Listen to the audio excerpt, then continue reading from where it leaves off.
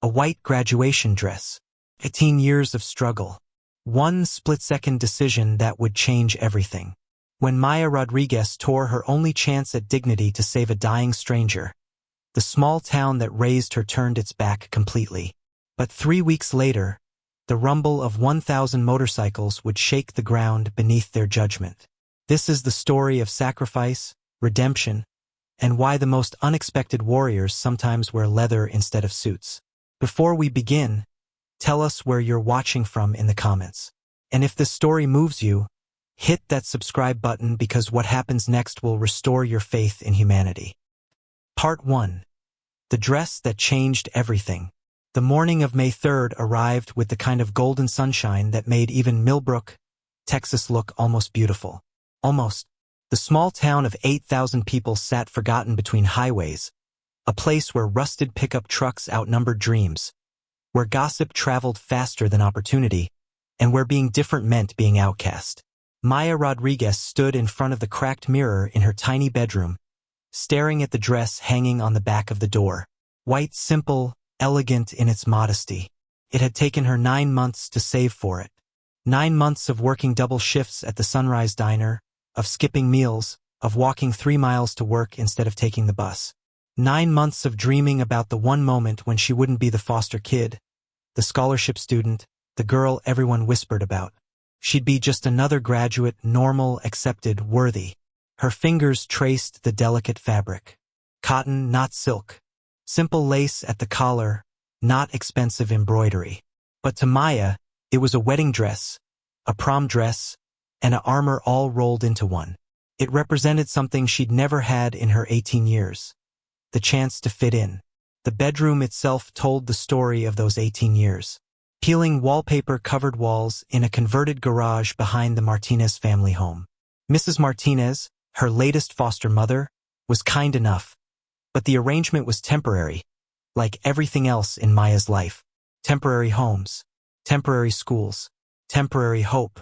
On the small desk, her acceptance letter to the University of Texas sat folded and refolded so many times the creases were wearing thin. Full academic scholarship. Pre-med. It was her ticket out, her chance to become something more than Millbrook's charity case. But first, she had to survive graduation. 3 hours until the ceremony. Maya had planned every detail. The dress would be paired with simple white flats, borrowed from her friend Carrie, the only girl at school who'd looked past the foster kid label. Her dark hair would be pulled back in a bun, nothing fancy, nothing that drew attention. She'd walk across that stage, shake Principal Henderson's hand, grab her diploma, and disappear into the rest of her life. Invisible, unmemorable, safe. Her phone buzzed. A text from Carrie. "Can't wait to see you in that dress. You're going to look amazing." Maya smiled, a rare expression that softened her usually guarded features. Carrie didn't know what the dress really meant. Nobody did. They didn't know about the nights Maya had cried herself to sleep in 11 different foster homes. They didn't know about the social workers who'd smiled with pity but never really saw her.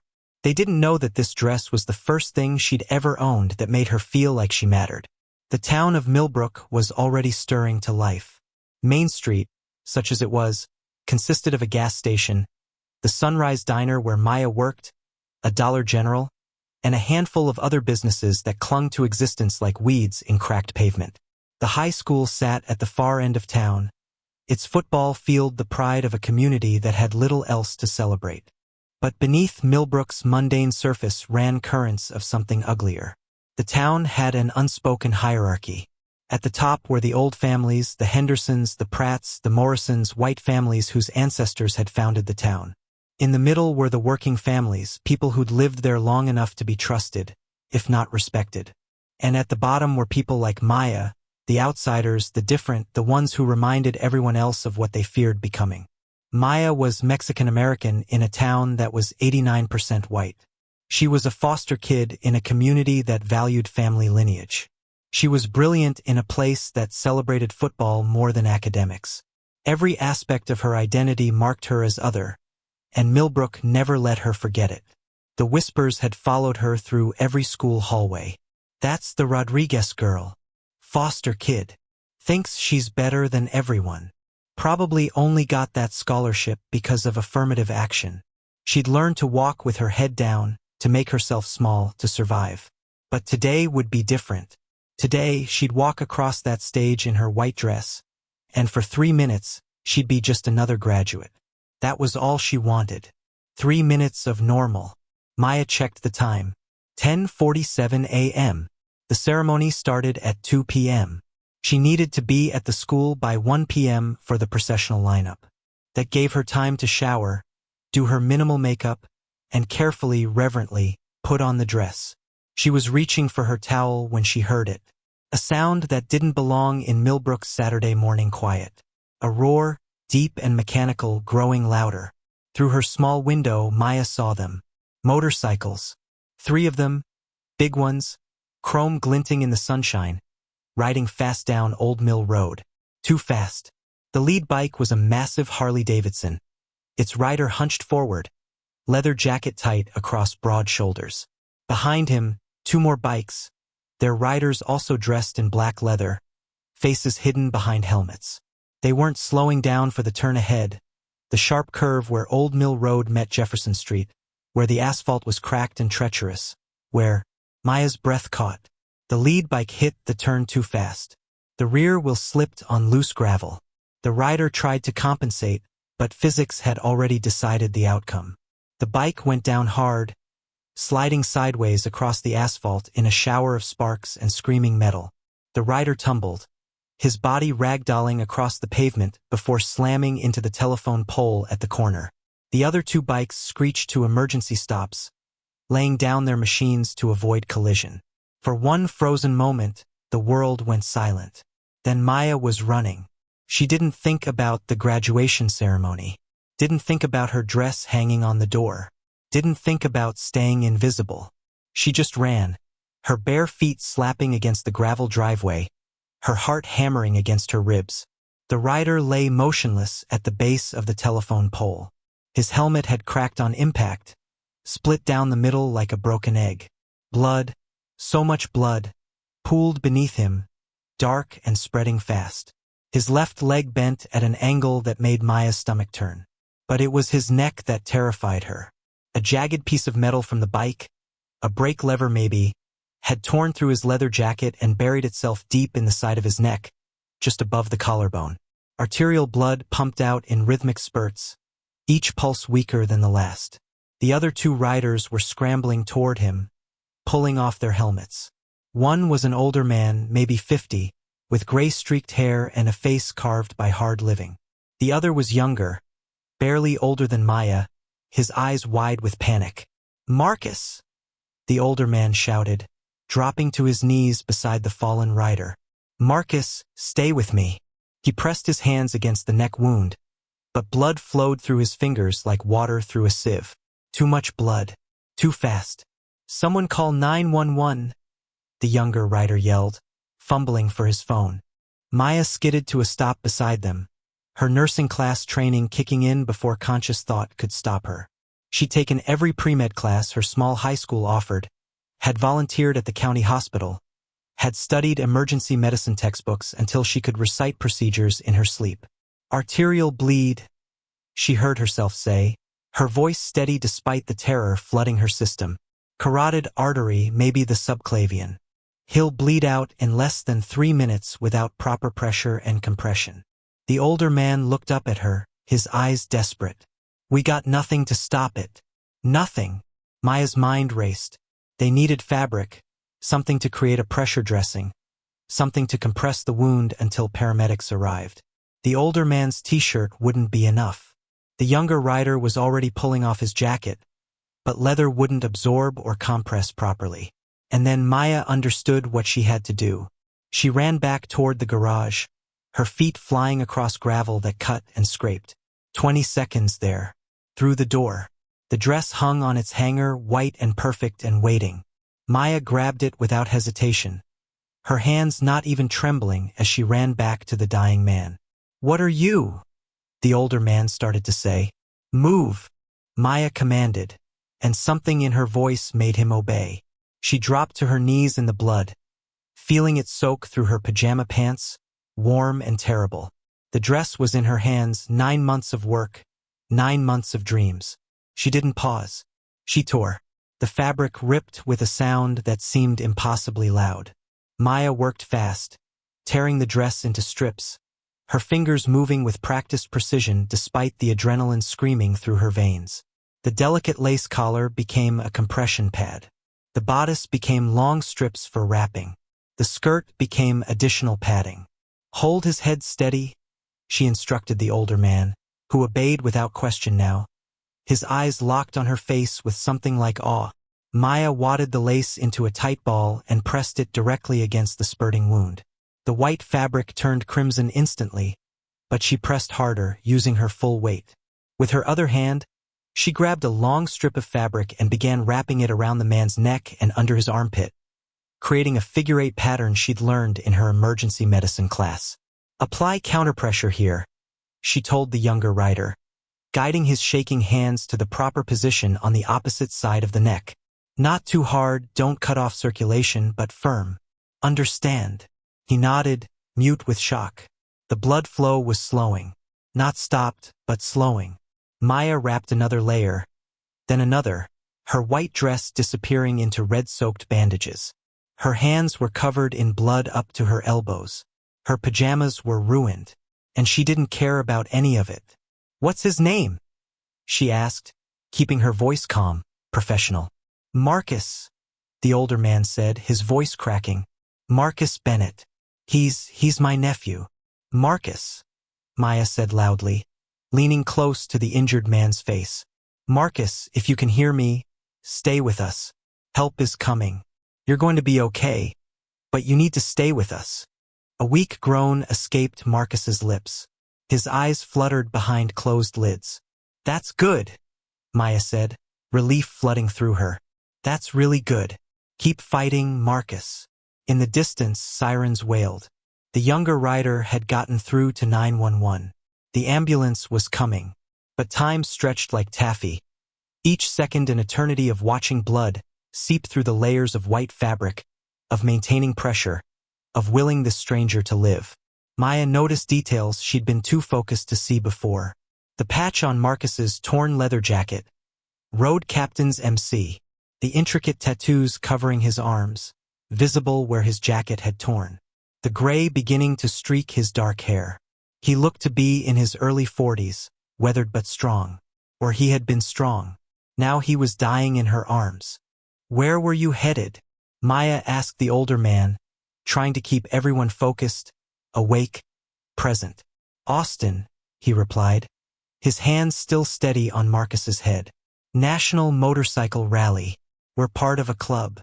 Road Captains." "We're not." He paused, seeming to choose his words carefully. "We're not the bad guys. We're a veterans club. All of us served. We just ride for charity now, help with PTSD, that kind of thing." Maya nodded, not judging, not caring. All she cared about was the pulse under her fingers, weak but still there, still fighting.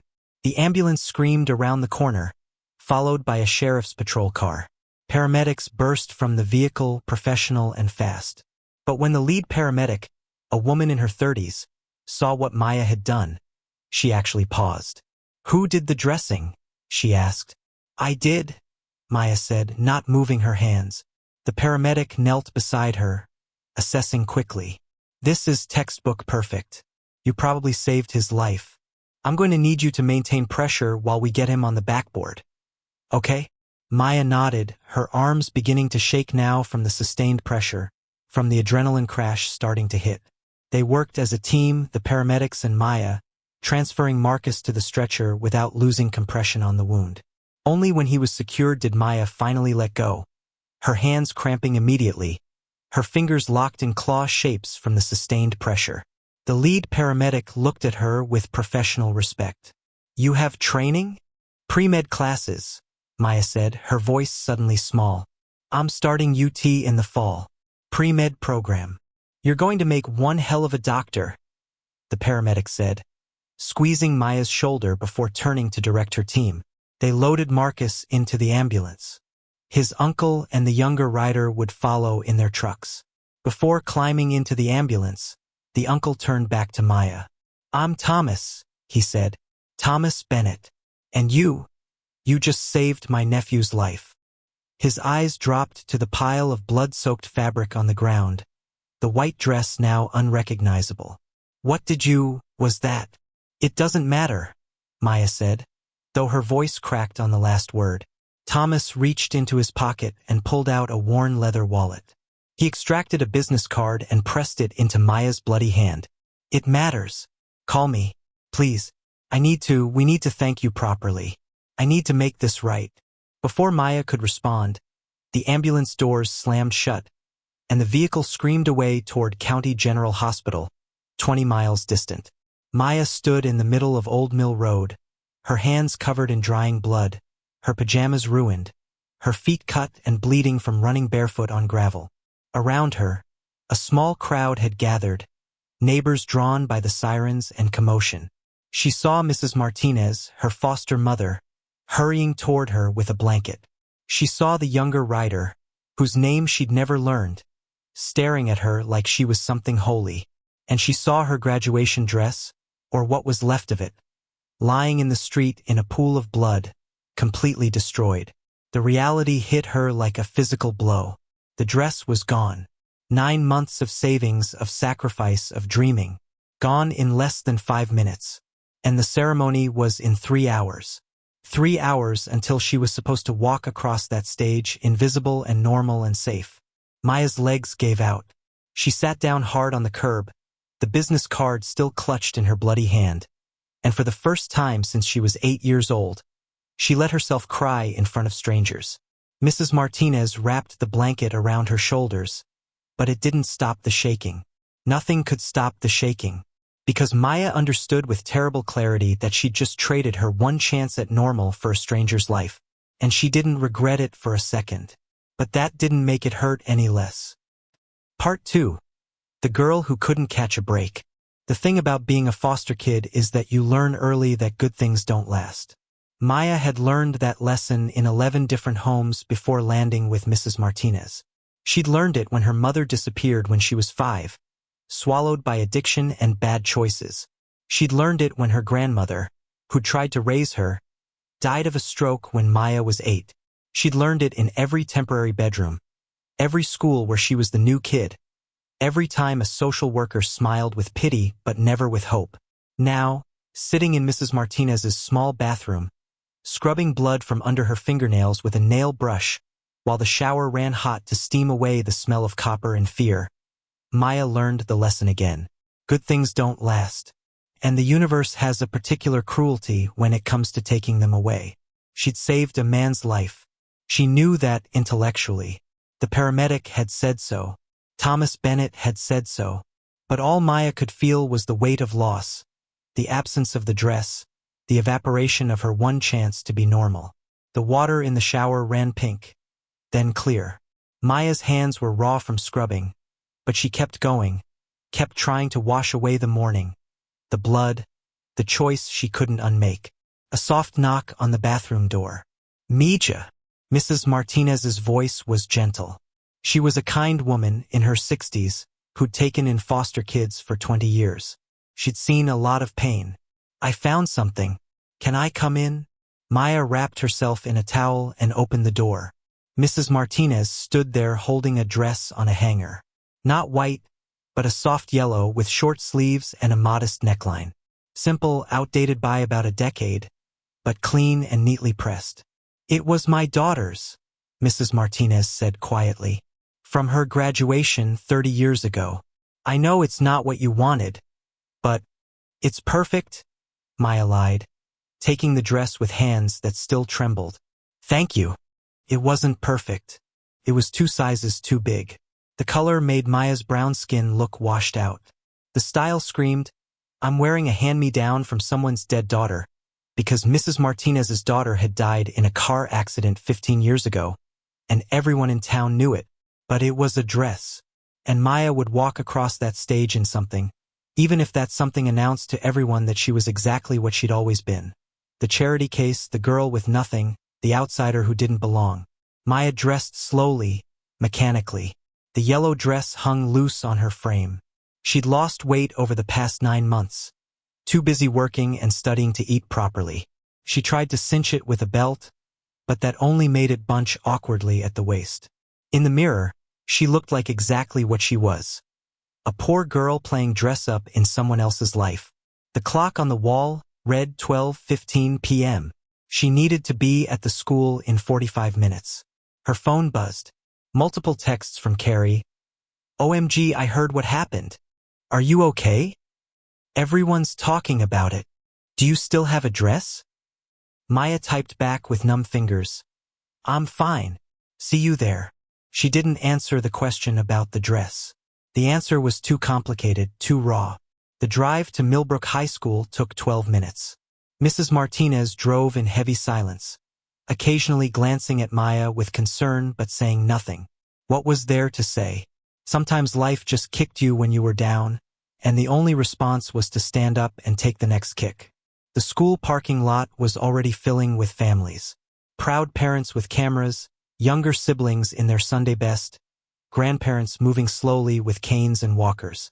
Everyone dressed in their finest, celebrating their graduates, their futures, their hopes.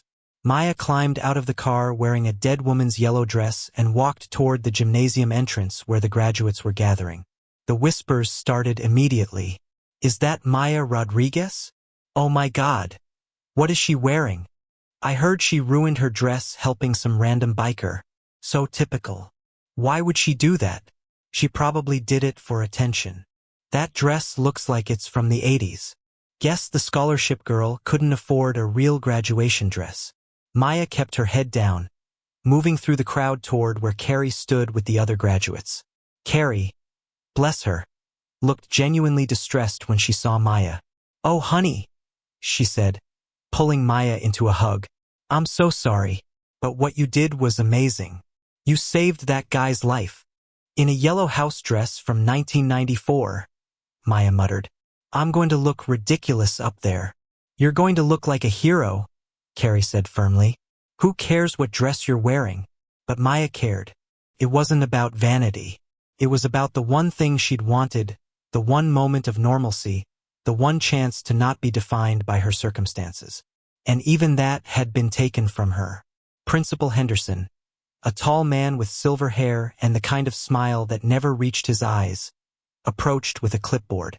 He glanced at Maya, and something flickered across his face. Disapproval?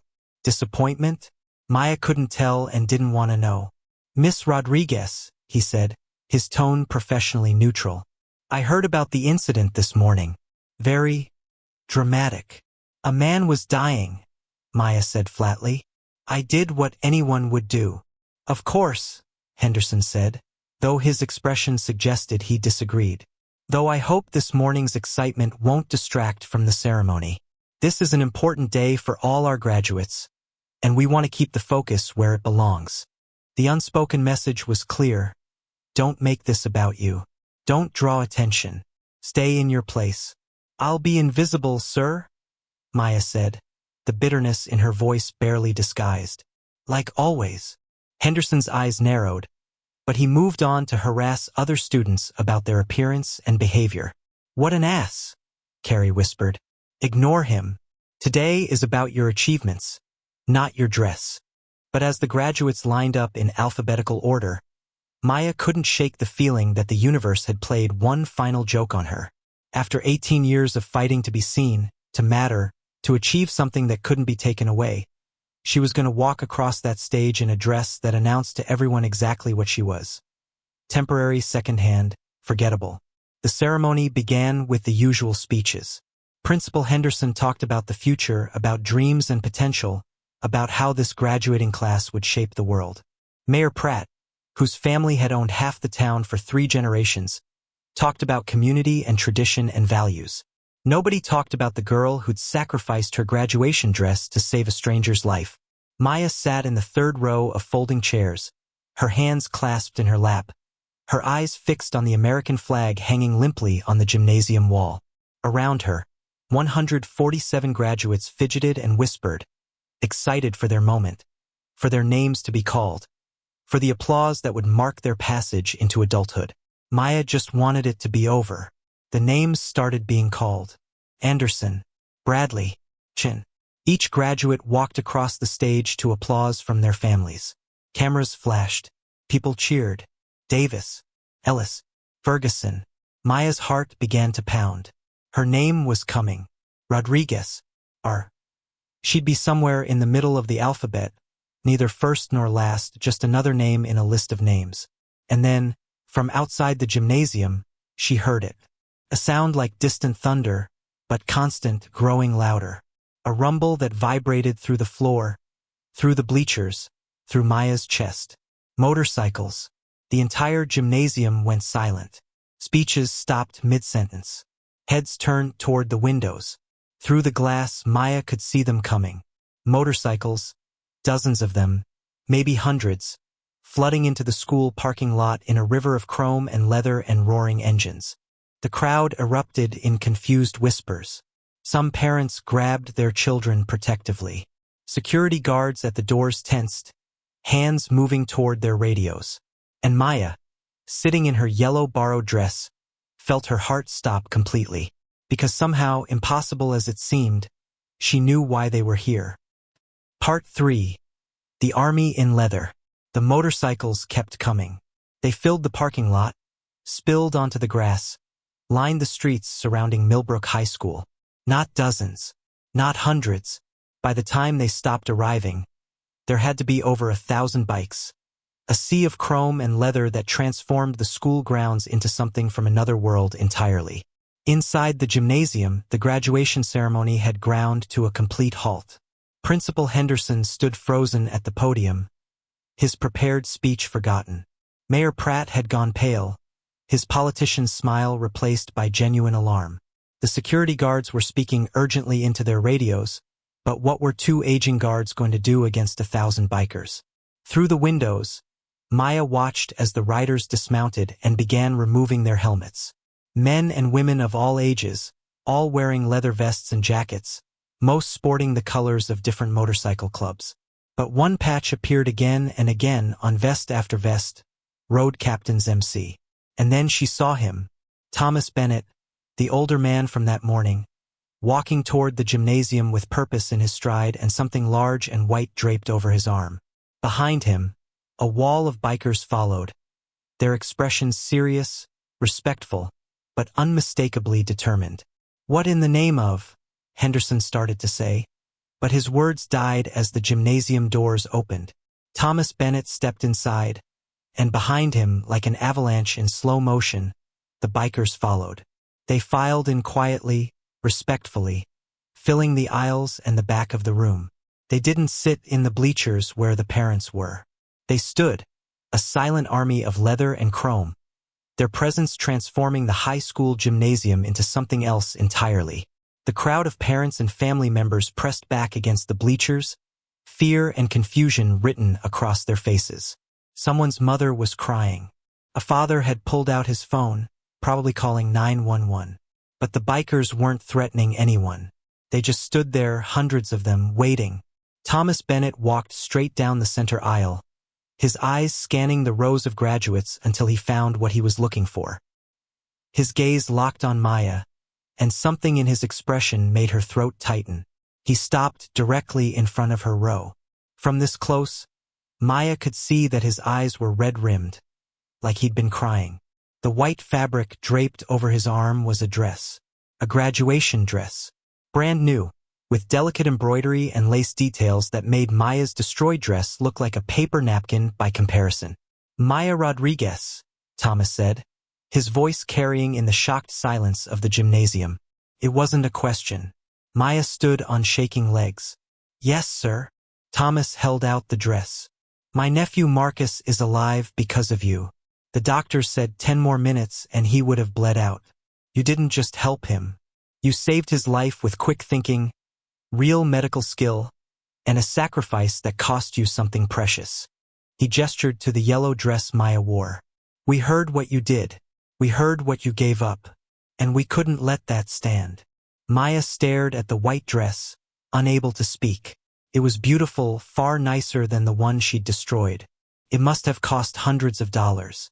"We also heard," Thomas continued, his voice growing louder so everyone could hear, that this town hasn't always treated you with the respect you deserve. We heard about the whispers, the judgment, the way people look at you like you're less than them." He turned to face the crowd, and his voice hardened.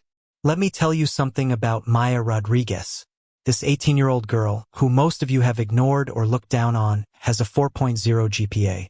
Full academic scholarship to UT. She works 2 jobs while taking AP classes. She volunteers at the county hospital. And this morning, when my nephew was dying in the street, she didn't hesitate. She didn't care what it cost her. She just acted." Thomas turned back to Maya, and his voice softened. "Marcus woke up 2 hours ago. First thing he asked about was the girl who saved him. The girl who tore up her graduation dress without a second thought. He held out the new dress again. This doesn't make us even. Nothing could. But it's a start." Maya took the dress with trembling hands. The fabric was silk, real silk, soft as water. The embroidery was hand-done, delicate flowers along the neckline and hem. It was the most beautiful thing she'd ever held. "Thank you," she whispered, her voice breaking. "We're not done," Thomas said. He gestured to the army of bikers behind him. "These people, they're members of the Road Captains Motorcycle Club. We're veterans, all of us. Army, Navy, Marines, Air Force. We served our country, and when we came back broken, we found each other. We ride for charity now. We raise money for PTSD programs, homeless veterans, kids in need." He paused, and Maya saw tears tracking down his weathered face. "Marcus founded our club 15 years ago. He saved my life in Afghanistan, literally carried me out of a firefight when I got hit. And you saved his life this morning. That makes you family." Thomas reached into his jacket pocket and pulled out an envelope. The club took a vote. "We're establishing the Maya Rodriguez Scholarship Fund.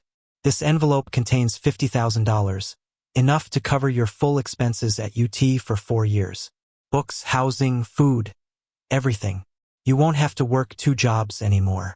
You can focus on becoming the doctor we all know you're going to be." The gymnasium erupted. Not in applause, but in chaos. Parents shouting questions. Henderson trying to regain control. Security guards hovering uncertainly, not sure if they should intervene or step back.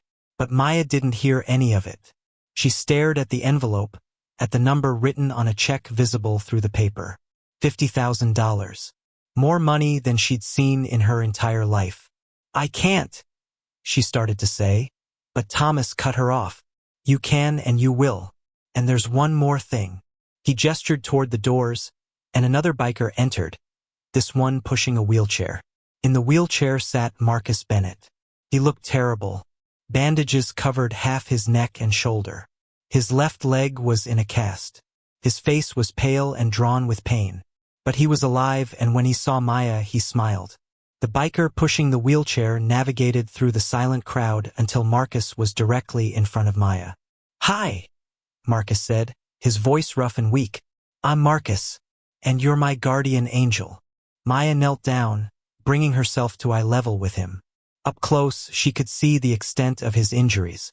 The bandages were stained with seepage. His eyes were glazed with pain medication. He should have been in a hospital bed, not a high school gymnasium. "You shouldn't be here," Maya said softly. "You should be resting." "I should be dead," Marcus replied bluntly. "But I'm not. Because you knew what to do, and you didn't hesitate." His eyes dropped to the yellow dress she wore, then to the white one draped over her arm. "Thomas told me what you gave up. I had to see you. Had to thank you properly." He reached into his jacket. Slowly, carefully, every movement obviously painful, and pulled out a folded piece of leather. It was a vest, black leather with patches stitched carefully onto it. He handed it to Maya. "This is a Road Captain's honorary vest," Marcus explained. "We don't give these out lightly. In 15 years, we've given out exactly 3. You're number 4. He pointed to the main patch, which read Road Captain's MC over an image of wings and a medical cross. "You ride with us now. Anywhere, anytime you need help, you call us.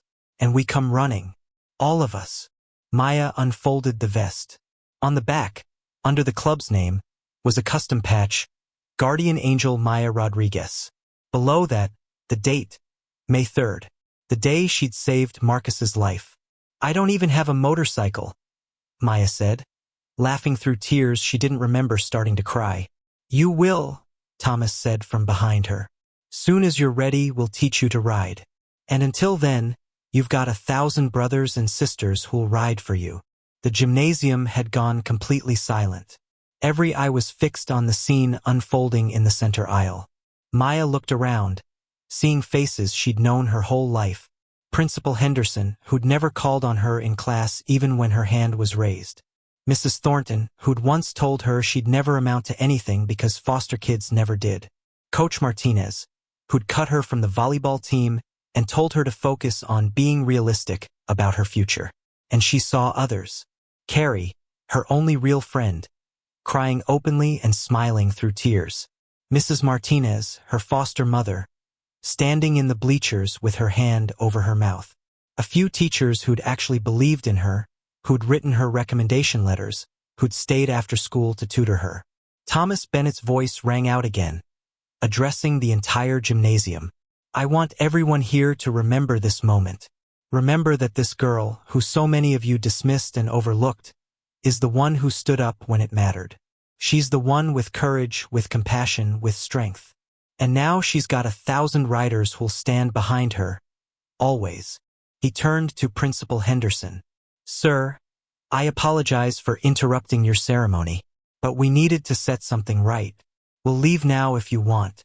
But first, I think Maya should change into her proper graduation dress. And I think this town owes her one hell of an apology. The silence stretched. Henderson looked like he'd swallowed a lemon. His face pinched and red. But he wasn't stupid. He could count. 1,000 bikers versus one small-town principal. There was only one acceptable response. Of course, Henderson said. His voice strangled but civil. Miss Rodriguez, you may use the changing room. We'll wait. Maya stood, clutching the dress, the vest, the envelope with the scholarship check. She looked at Thomas, at Marcus in his wheelchair, at the army of leather-clad veterans who'd driven from God knows where to honor her sacrifice. Why? She asked simply. Why go to all this trouble for me? Marcus answered, his voice stronger now despite his injuries. Because we protect our own. Always. And you're one of us now. Thomas added. And because somebody needed to show this town that their judgments are wrong. That kindness matters more than background. That courage doesn't care about skin color or foster homes or economic status. You showed us that this morning. Now we're showing them. Maya walked toward the changing room, every eye following her. The weight of the day pressed down on her shoulders. The morning's trauma, the loss of her dress, the yellow borrowed outfit, and now this impossible kindness from strangers who'd become family. In the changing room, she carefully removed the yellow dress and slipped into the new white one. It fit perfectly, like it had been made for her. When she looked in the mirror, she saw something she'd never seen before. She saw herself the way others should have seen her all along. Worthy, strong, beautiful, not despite her struggles, but because of them. She slipped the leather vest on over the dress. The combination should have looked ridiculous, formal white silk and black biker leather. But somehow it worked. Told a story. Her story. When Maya walked back into the gymnasium, the bikers erupted in applause. It started with them and spread slowly, hesitantly, to the rest of the crowd. Some parents clapped genuinely, moved by what they'd witnessed. Others clapped reluctantly, social pressure overriding their discomfort. Maya didn't care about the reluctant ones. She walked down the center aisle, back to her seat among the graduates, wearing her new dress and her honorary vest, carrying her scholarship check, and feeling for the first time in 18 years like she truly belonged somewhere. The graduation ceremony resumed. Names were called. Students crossed the stage. But everything had changed. When they reached Maya Rodriguez, the gymnasium exploded with applause. Not just from the bikers, but from everyone. Even those who'd whispered about her, who'd judged her, who'd dismissed her. They clapped, caught up in the moment despite themselves. Maya walked across the stage in her white dress and leather vest, shook Principal Henderson's hand, and accepted her diploma. The cameras flashed, capturing the moment for posterity. The girl who'd sacrificed everything, now standing tall, acknowledged, celebrated. But the biggest surprise came after the ceremony ended. Part 4. The note that changed everything again. The outdoor reception following graduation was typically Millbrook, sheet cakes from the grocery store, punch that tasted like regret, and parents taking photos while graduates eagerly tore off their caps and gowns. But today, everything was different. 1,000 motorcycles surrounded the school grounds, their riders mingling with graduates and families, transforming the usual awkward small-town gathering into something that felt almost magical. Maya stood by the punch bowl, still wearing her white dress and leather vest, surrounded by Carrie and a handful of classmates who'd suddenly discovered she existed. The attention felt surreal, overwhelming. Her whole life she'd been invisible, and now everyone wanted to shake her hand, congratulate her, tell her how inspiring her story was. Felt both validating and hollow. Where had these people been for the past 18 years? Thomas Bennett approached through the crowd, Marcus rolling beside him in his wheelchair. Other road captains cleared a path, their presence creating a protective bubble around Maya. "Mind if we steal you for a minute?" Thomas asked. Maya excused herself and followed them to a quieter area near the parking lot. Several other bikers joined them, forming a loose circle. Up close, Maya could see the diversity of the group. Men and women, ranging from their 20s to their 60s, representing every ethnicity. The one thing they all had in common was the road-worn look of people who'd seen too much but refused to break. Marcus reached into his jacket, moving more easily now, though still obviously in pain, and pulled out a folded piece of paper. "Before everything today, before we crashed your graduation with 1,000 bikes, I wanted to give you this. Read it when you're alone. It's important." Maya took the paper, feeling the weight of folded notebook pages. "What is it?" "Context," Marcus said simply. "You saved my life this morning, but you should know who you saved, and why it matters more than you realize." One of the other bikers, a woman in her 40s with gray-streaked black hair and sergeant stripes on her vest, stepped forward. "Name's Carmen Rodriguez." "Yeah, Rodriguez, we might be related somewhere way back. I want you to know what you did today, it ripples out in ways you can't imagine yet. Read Marcus's letter. Then, if you want, come find us. We gather every Saturday at Rusty's Bar outside Austin. You're always welcome." The bikers began to disperse, heading back to their motorcycles. The graduation reception was winding down, families loading into cars, graduates making plans to party into the night. But Maya stood frozen, the folded paper in her hands feeling heavy with unspoken significance. Mrs. Martinez approached, her old eyes sharp with concern. "Mija, are you all right? This has been quite a day." "I'm okay," Maya said, and surprisingly, she meant it. "Can we go home? I want to read something." The drive back to the Martinez house took 12 minutes, the same as always, but the world outside the car windows looked different now. Millbrook's shabby streets, its judging eyes, its whispered cruelties.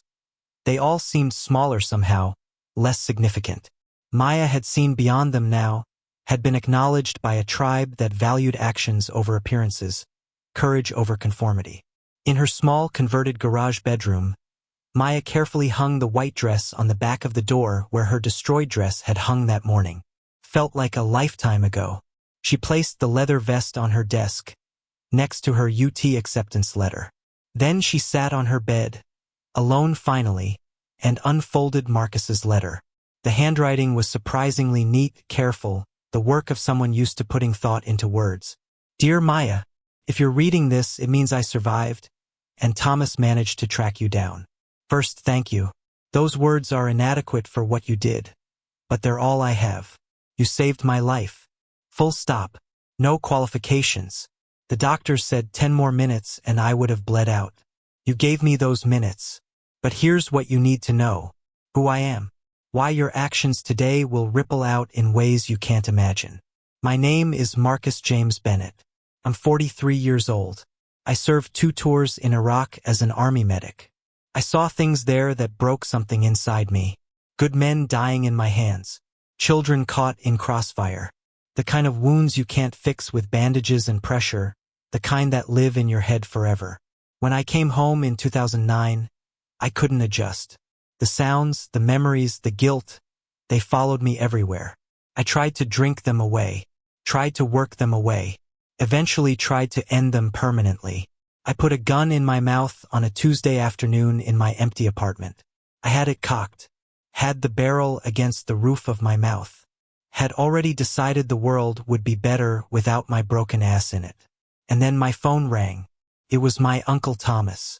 He was calling to tell me about this motorcycle club he joined, other veterans dealing with PTSD, guys who rode together, supported each other. He asked if I wanted to come to a meeting, said they needed a medic, said I could help. I didn't want to help. I wanted to die. But something in his voice, desperation, hope, need, made me put the gun down, just for a minute, just to answer the phone, just to tell him I'd think about it. That phone call saved my life. I went to the meeting, met guys like me, broken, struggling, barely holding on. And they needed help. Real help. Medical guidance. Someone who understood combat trauma. Someone who could teach them to manage their PTSD, to recognize warning signs, to save each other. So I became that person. I founded the Road Captains Motorcycle Club 15 years ago, dedicated specifically to veteran support. We ride for charity. We raise money for PTSD programs. We provide emergency intervention for veterans in crisis. We've saved 47 lives in 15 years. 47 veterans who were about to end it, who we reached in time, who are still alive today because someone, usually me, showed up when it mattered. Last year, we expanded into civilian crisis intervention, domestic violence situations, homeless outreach, emergency response when official channels are too slow. We've helped hundreds more. Here's what you need to understand, Maya.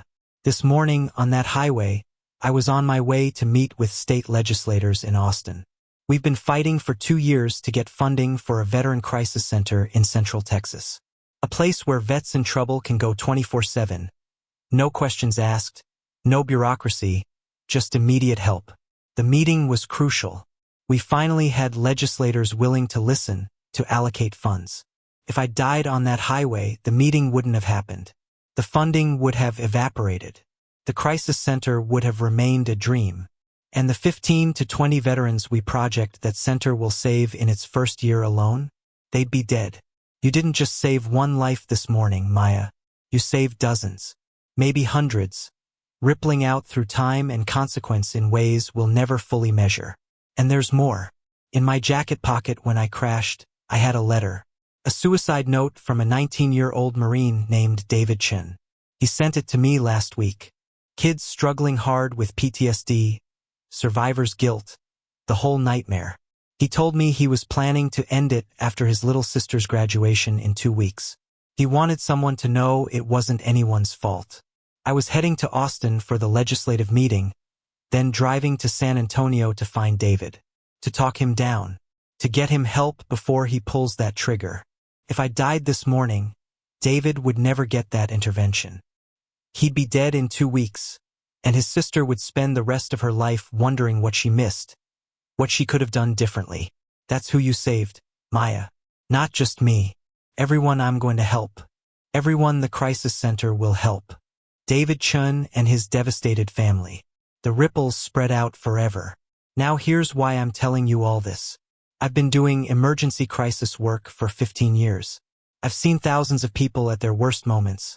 Veterans, abuse victims, homeless folks, people at the absolute end of their rope. And you know what I've learned? The people who make the biggest difference are usually the ones who've suffered most.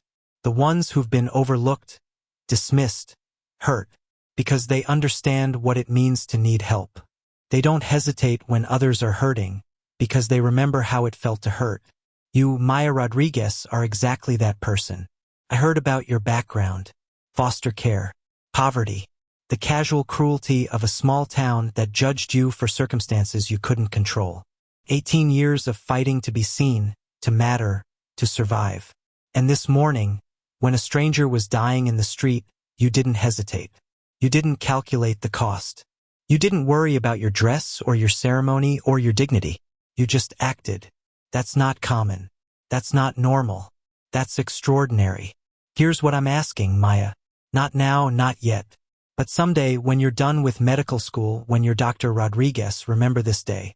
Remember that crisis intervention matters.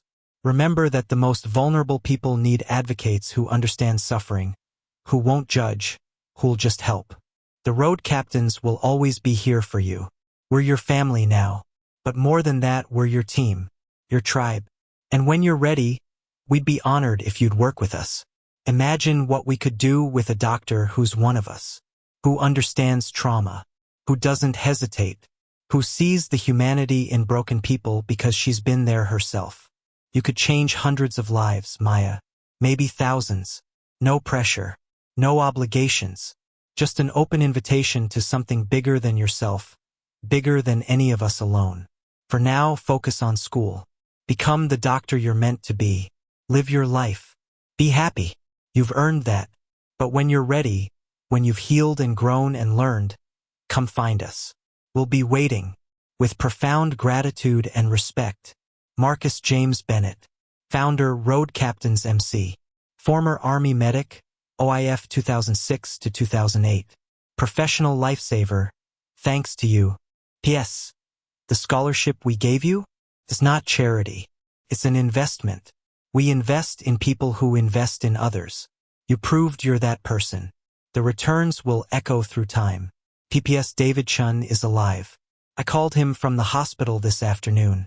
Told him about you, about sacrifice, about how one person's courage can save more lives than they'll ever know. He's agreed to check into a treatment program. Your sacrifice this morning convinced him that life is worth fighting for. He wants to meet you someday. I think you'd like him. Maya read the letter 3 times, each reading revealing deeper layers of meaning. She thought she was just saving one man. But Marcus was right. The ripples spread out in ways she couldn't measure. David Chin, the crisis center, the veterans who would get help, the families who wouldn't have to plan funerals. All of it connected to one split-second decision to tear up a dress. Her phone buzzed. A text from an unknown number. This is David Chun. Marcus gave me your number. I hope that's okay. I just wanted to say thank you. I was ready to give up. Hearing your story made me want to fight. Thank you for saving Marcus. You saved me too. Maya sat on her bed, the letter in one hand, her phone in the other, and let herself cry. Not from sadness this time. From the overwhelming weight of understanding how much her actions mattered, how far her courage had reached. Another text, this one from Carrie. There's a party at Jake Morrison's house. Everyone's asking for you. The girl who saved the biker and showed up Millbrook. You're officially legendary. You coming? Maya looked around her small bedroom. The white dress hanging on the door. The leather vest on her desk. The UT acceptance letter. The $50,000 scholarship check. Marcus's letter explaining her place in a bigger story. She'd started this morning as an invisible foster kid in a forgotten town, desperate for 3 minutes of normalcy. She was ending it as part of a tribe, with her future secured, her courage acknowledged, her actions rippling out to save lives she'd never meet. She texted Carrie back, "Not tonight. Rain check. I need to think about some things." Instead, Maya pulled out her laptop and began researching. Emergency medicine programs, crisis intervention training, PTSD treatment protocols, veteran suicide statistics, the kind of work Marcus and his road captains did, because she'd spent 18 years being shaped by hardship, being dismissed, being hurt. And Marcus was right, that suffering had purpose. It had made her someone who could see pain in others, who wouldn't hesitate to help, who understood the desperate courage it took just to survive. She'd saved one life today, but someday she'd save hundreds. Outside, the sun set over Millbrook, Texas, painting the sky in shades of orange and red. And in a small converted garage bedroom, a girl who'd spent her whole life being overlooked began planning how to spend the rest of her life, making sure no one else ever felt invisible. The dress was gone, but what she'd found was worth so much more. Part 5. The town that learned to see. The story of Maya Rodriguez and the 1,000 motorcycles spread through Millbrook like wildfire. By Sunday morning, it had gone viral on social media. By Monday, news crews from Austin were camped outside the high school. By Wednesday, Maya's face was on the front page of the Houston Chronicle under the headline, "Foster Teen Sacrifices Graduation Dress to Save Veteran's Life. 1,000 bikers show up to honor her."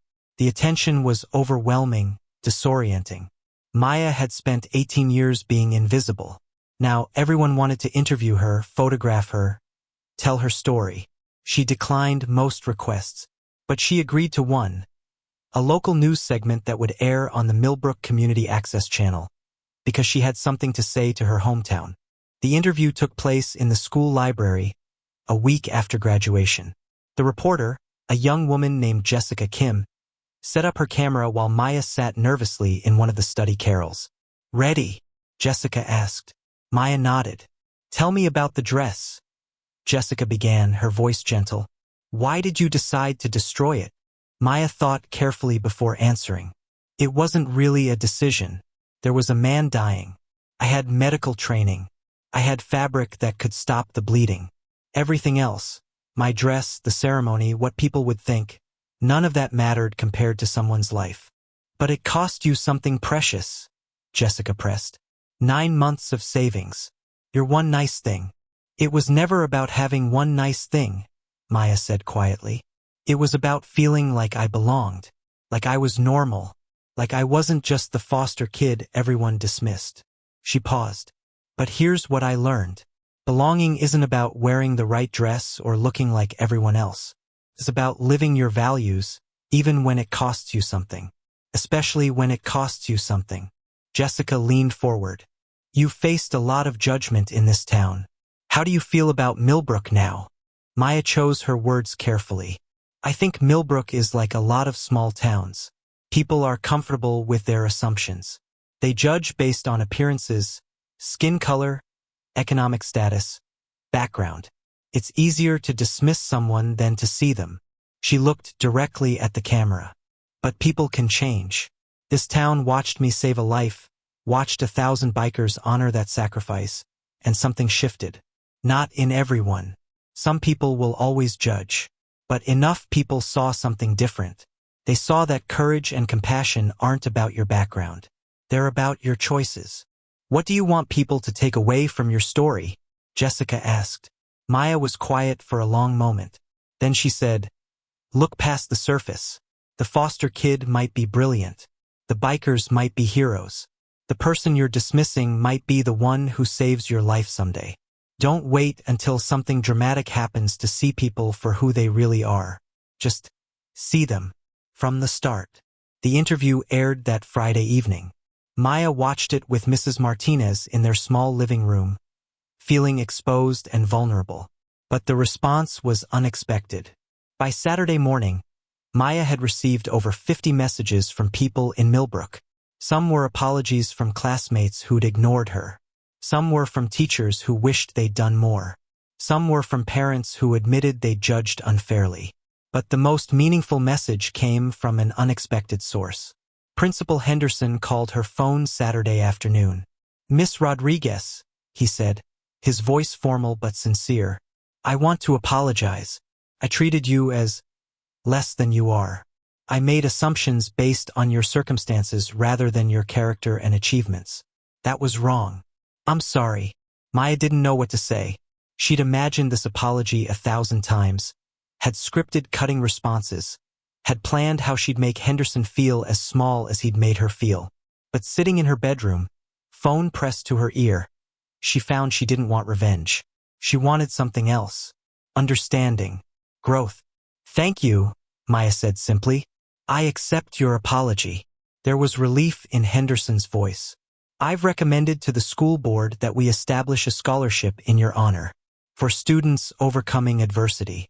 We'd call it the Maya Rodriguez Courage Award. If you're comfortable with that." Maya felt tears prickling her eyes. "I'd be honored."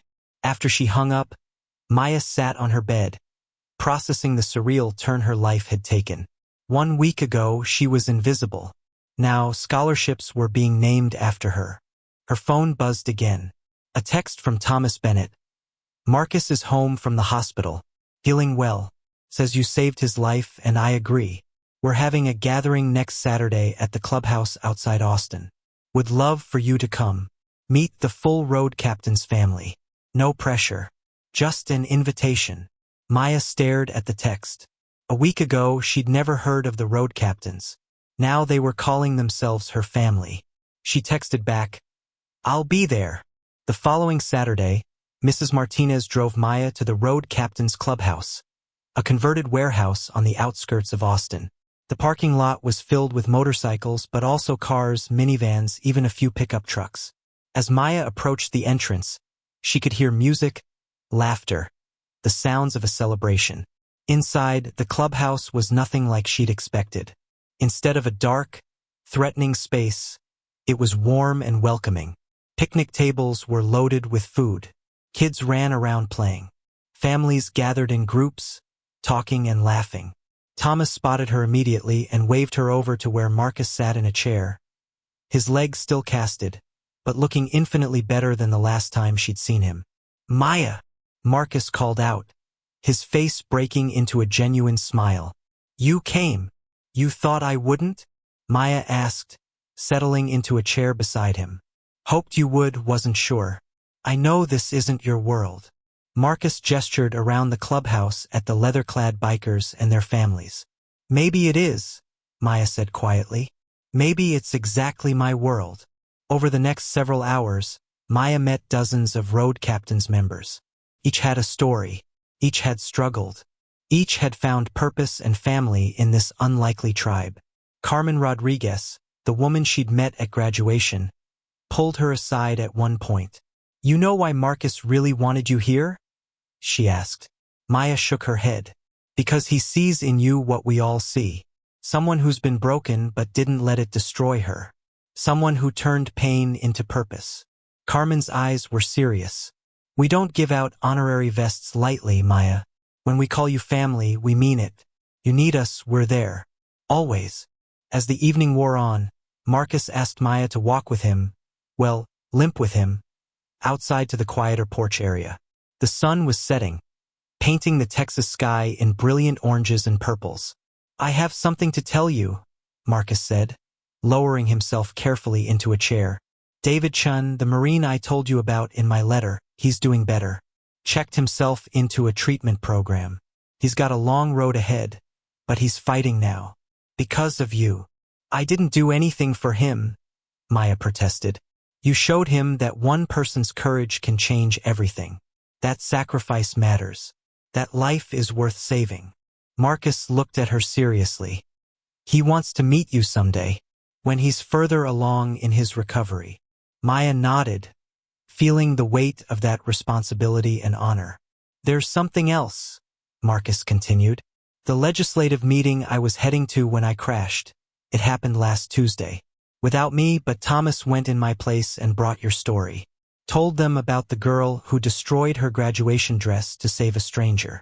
About real sacrifice, real courage. He paused, and Maya saw tears in his eyes. They approved the funding. We're getting our crisis center. It opens in 6 months. And they want to name it the Maya Rodriguez Veterans Crisis Center. Maya couldn't speak. Her throat had closed completely.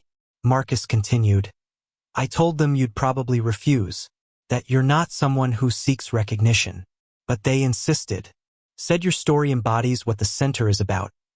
Acting without hesitation when someone's in crisis. Sacrificing for others. Courage in action. I don't know what to say, Maya whispered. Say you'll come to the opening. Say you'll be part of this work. Even if it's just as an inspiration. Even if you never actively volunteer. Just knowing you're connected to this, that your courage started it, that means everything. Maya looked out at the sunset, at the motorcycles in the parking lot, at the families visible through the clubhouse windows. I'll be there. And Marcus? When I finish medical school, when I'm Dr. Rodriguez, I want to work with you. Crisis medicine. Trauma intervention. All of it. Marcus smiled, tears now openly streaming down his face. I was hoping you'd say that. That night, driving home with Mrs. Martinez, Maya felt something she'd never felt before. Not just happiness, not just hope, but certainty. Certainty that she'd found her purpose, her tribe, her path forward. Her phone buzzed. Multiple messages had come in during the gathering. One was from Carrie, checking in. Another was from David Chun. Marcus told me you might work crisis medicine someday. I hope you do. The world needs more people like you. People who don't hesitate. And one more, from a number she didn't recognize. This is Principal Henderson. The school board approved the Maya Rodriguez Courage Award. $5,000 annual scholarship for a student overcoming adversity. First recipient will be announced at next year's graduation. Thank you for teaching us to see differently. Maya leaned her head against the car window, watching the Texas landscape blur past. 1 week ago, she'd been the invisible girl in the borrowed dress. Now, crisis centers and scholarships bore her name. Not because she'd sought recognition, but because she'd acted without hesitation when it mattered most. The dress was gone, but what she'd found was worth infinitely more. She'd found proof that one moment of courage could change everything. That sacrifice ripples out in ways you never imagine. That the broken people are often the strongest. That being overlooked your whole life means you'll never overlook anyone else. And she'd found family. Not the traditional kind, not the picture-perfect kind, but the kind that mattered. The kind that showed up. The kind that saw you, valued you, stood beside you. As they pulled into Millbrook's familiar streets, Maya noticed something. People waved. Several townspeople actually smiled at her through the car window. The whispers had changed. No longer that foster kid, but the girl who saved that biker's life. The one with the scholarship. The hero. It was strange being seen after 18 years of invisibility. But Maya was learning to embrace it, because being visible meant having a platform. And a platform meant opportunity. Opportunity to advocate for others like her, others who were overlooked, dismissed, judged. Mrs. Martinez pulled into their driveway.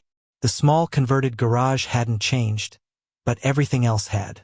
Maya climbed out of the car, and for the first time she didn't see a temporary shelter. She saw home. "Thank you," Maya said to Mrs. Martinez, "for everything, for taking me in, for believing in me, for driving me around today." Mrs. Martinez, tough and unsentimental by nature, pulled Maya into a rare hug. "I always knew you were special, Mija. I just wish others had seen it sooner." That night, Maya lay in bed, unable to sleep, her mind racing with everything that had happened. The white dress hung on her door, a symbol of how much had changed. Beside it, draped over her desk chair, was her road captain's vest, a symbol of who she'd become. She pulled out her laptop and began writing. Not an essay, not a journal entry, but a letter. A letter to every foster kid, every overlooked student, every person dismissed because of circumstances they couldn't control. "Dear fighter," she wrote, "you are not invisible. You are not less than. You are not defined by your struggles. You are defined by how you respond to those struggles. By whether you let them harden you or teach you empathy. By whether you hide or stand up. By whether you seek revenge or show compassion. I spent 18 years being overlooked. 18 years being judged for things I couldn't control. And I'm not gonna lie, it hurt. Every dismissal, every whisper, every time someone looked through me instead of at me. It all hurt. But here's what I learned. That pain taught me to see others who are hurting. That struggle taught me to act when others are in crisis. That experience of being dismissed taught me to never dismiss anyone else. Your hardship is not wasted. It's preparing you for something bigger than yourself. 1 week ago, I made a choice. I destroyed something precious to save a stranger's life. I thought I was giving up my one chance to be normal, to fit in, to belong. But I was wrong. That choice didn't cost me belonging. It revealed where I truly belonged, with people who value courage over appearances, sacrifice over comfort, character over circumstances. Your tribe is out there. Your purpose is waiting. Your story matters. Don't wait to be seen by people who refuse to look. Find the people who see you already. Find the people who value what you value. Find your road captains, whatever form they take. And when crisis comes, when someone needs help, when you have to choose between comfort and courage, choose courage. Every time. The rewards might not come immediately. They might come in unexpected forms. But they will come. I promise you, you will find your people. You will find your purpose. You will find proof that your struggle had meaning. Stay strong. Stay compassionate. Stay you. With love and solidarity, Maya Rodriguez, former invisible girl, current lifesaver, future Dr. Rodriguez. Maya posted the letter on social media, not expecting much response. But by morning, it had been shared thousands of times. Messages flooded in from foster kids, from struggling students, from people who'd spent their lives being overlooked. "Thank you for seeing us," wrote one girl. "I needed to hear this today. Your story saved my life," wrote a veteran dealing with PTSD. "I was planning to end it, but reading about your courage made me want to fight." "I'm a teacher," wrote another person.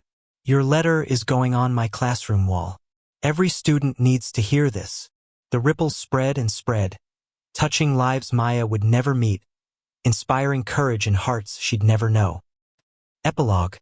4 years later, the University of Texas Medical School auditorium was packed for graduation.